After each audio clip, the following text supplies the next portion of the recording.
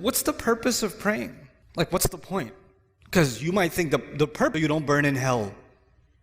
The purpose of prayer is because if you don't pray, Allah's going to hate you. The purpose of prayer is if you don't pray, you're just going to get punished. Or you won't even be a Muslim anymore.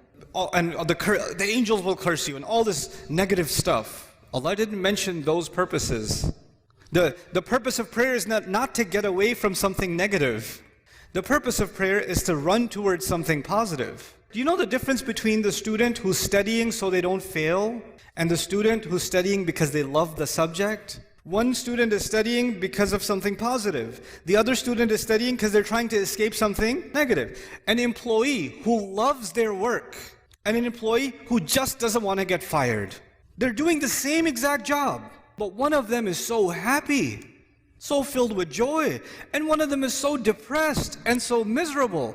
Why? Because one of them is doing this to escape something negative, and the other one is doing it to go towards something positive. Allah in the Quran, when He told me about the prayer and why we should pray, what's the point of the prayer? He told Musa alayhi salam this when he met him. He said, "Aqim as-salata li dhikri." Is make sure you maintain the prayer so that you can remember me. Maintain the prayer so you can remember me. Your relationship with Allah started a long time before you even came in this world.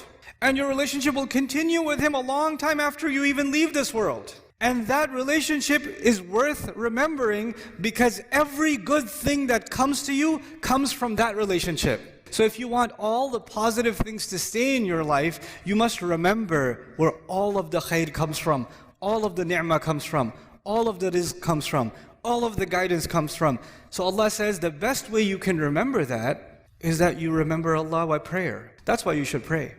And finally, okay, that's why you should do it. But just because you're doing it for the right reasons, that's not Allah. Allah says that's not enough. There's some benefits too. Some good things will come your way when you truly remember Allah the way He wants you to. And the way He wants you to is these prayers. If you can do this, Allah says, "Inna as-salata tanha 'anil fahsha'i wal munkar." He says prayer has the benefit of stopping you from falling into things that are indecent.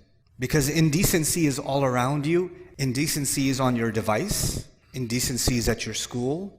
Indecency is among your friends. Indecency will be everywhere. And every time you go towards indecency, your heart will get damaged.